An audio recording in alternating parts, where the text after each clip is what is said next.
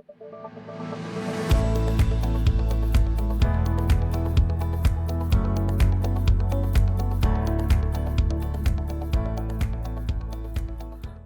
I'm Valder Arruda. I'm Associate Professor of Pediatrics at the University of Pennsylvania and Children's Hospital of Philadelphia. And I'm here today to discuss the breaking of transgene tolerance via immunosuppression. I'd like to take the opportunity to share with you some ideas that emerged lately about breaking the transgene tolerance via immunosuppression. As you know, the main safety concern today of AAV liver gene therapy is early onset of liver inflammation. And this is recognized that upon vector injection, there is a transient increase in the liver enzymes, mostly ALT, and this in some studies is associated with a loss of transgene expression.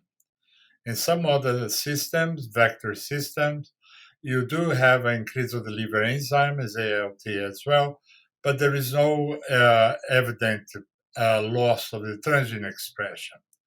What we learned over the years is that upon exposed to the AAV vectors, there is an upregulation of the T cells that actually recognize the transduced hepatocytes and mount the immune response. Therefore, this become a not only a safety issue, but also can seize the expression, then become a uh, uh, efficacy concern. Initially, when this was recognized in humans, we spent quite a lot of time trying to mimic that effect in preclinical models, these including non-human primates without any success. So this only occurs in humans, and that actually led us to postulate that immunosuppression maybe will participate and will have a big role in the in vivo gene therapy when we want to use that for intravascular delivery, which is the case of hemophilia. As you know, nowadays we inject the vector IV. Different serotypes has been used, and these serotypes has a strong liver tropism, and these restrict the expression of the factor 8 or factor 9 to the hepatocytes.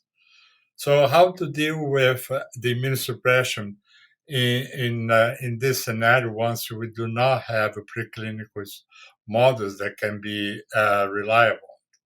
So initially, Mitra and Davidov, in their factor 9 gene therapy trial, they understood that as a typical inflammation from the liver, and they use what usually we do for autoimmune hepatitis, which is a short course of steroids. In fact, actually, this was able to rescue factor 9 expression in their trials, and initially seems to be quite simple, just a short oral immunosuppression with the steroids. And the short duration is something between 8 to 12 weeks. However, as we learn now, that is actually not responsible or efficacious for all the current strategies. So, more aggressive and more diverse ways to look at immunosuppression is required. So, initially, studies done quite some time ago, back in 2006, they postulate that we should use a combination of immunosuppression. One is the mycophenolate mofetil, which is a generic antiproliferative drug associated with tacrolimus, or FK506. This was done in non-human primates. As I told you, not that we're going to address the capsid-mediated immune response, but we'll address if there is any other safety concern that couple immunosuppression of the vector. In fact, these studies show that this combination of MMF and FK506 was actually well tolerated without any documented the side effect or unwanted immune effect. But the question remains whether that will be enough or if we should have a strategies for a more aggressive immunosuppression because we learned that this can be something between 2 weeks after AAV delivered to 8 weeks. So the next study was again using oral immunosuppression, MMF, with the goal to install a more efficacious immunosuppression, and that we borrow for the kidney transplant strategy, which is a combination of oral immunosuppression and a inducer of immunosuppression in terms of a target specific ALB. And this will be done by daclizumab, which is a anti-IL-2 receptor, and we injected daclizumab at the time of vector injection. So the injection, everything was uneventful until we stopped the oral immunosuppression to learn that the group of animals that received the anti-CD25 um, drug, daclizumab, actually compromise a pool of cells that we call T regulatory cells that are quite important to be associated with AAV liver-directed gene therapy that induce tolerance induction by generation of the Treg population. So therefore, we knew that this specific combination of the daclizumab with oral immunosuppression was not safe. We learned from the years in small animals, but also important in large animal models, that the upregulation of T regulatory cell by AAV liver gene therapy is an early event. Early, I mean something between 1 or 2 weeks after vector injection. Therefore, that time we should avoid aggressive immunosuppression that can be detrimental by the regulation of Treg. So the next group of study, we want to look at, instead of a specific target, a general depleting antibody they call ATG or anti-thymoglobulin that has been in clinical trial for many years for different autoimmune, autoimmune diseases. And what we learned is that ATG, there are two sources. There's a polyclonal antibody raised in rabbits or in horse.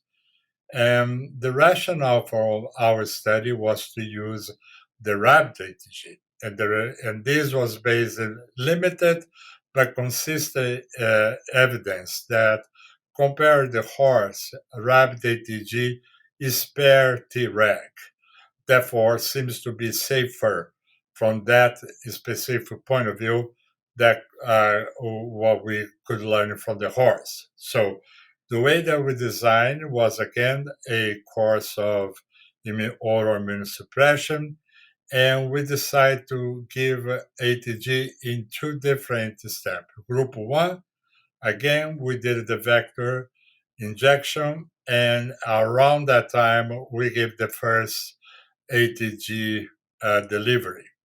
And the second group, we delay the ATG by around 35 days. And the reason for that is where we expect the T cells that were triggered by the AAV capsid will take place. So what we learn after we stop the oral immunosuppression again is that the vector was delivered in the context of ATG was associated with the break the endogenous immunotolerance. But if you postpone for like only 30, 40 days, that effect is no longer observed, therefore it is safe.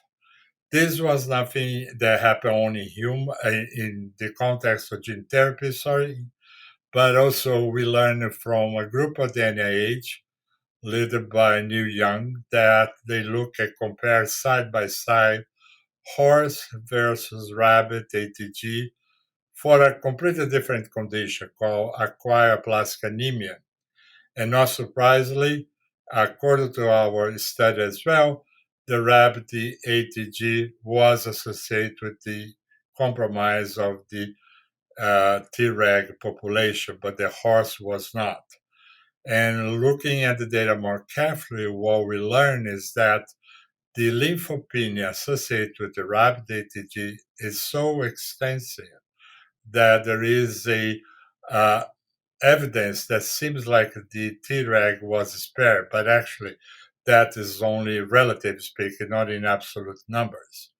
So the next couple of drugs that have been used already in clinical trials without any systemic evaluation is the standard immunosuppression by high dose of methylprednisolone, which is a strategy that we use quite a lot for autoimmune disease.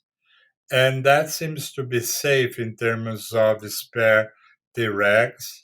And this is based not in gene therapy trials, but or preclinical studies, but some data from people with autoimmune disease. So you give a high dose of methylprednisolone, it seems to be safe. Whether that will be effective in terms of prevent unwanted immune response to AAV capsid remains to be determined. So over the years, collection of data, new drugs are coming. So the rationale, although we cannot reproduce that in preclinical models, is advices that we should always generate preclinical data can probably anticipate the unwanted break of the immune tolerance to the transgene. So, in summary, if you use MMF with other drugs orally, it's safe. If you use drugs at the time of vector injection, such as daclizumab or rabbit ATG, is not safe.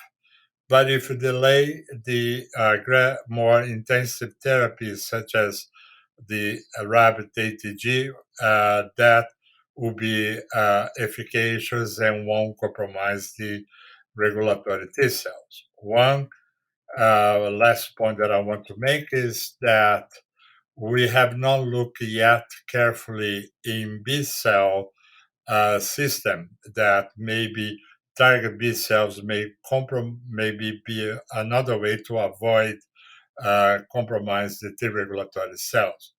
But in conclusion, immunosuppression is now part of the AAV liver gene therapy, not only for hemophilia, but especially for hemophilia, that we learn over the years with the cumulative evidence of several trials, several different serotypes, and for factor 8 or factor 9.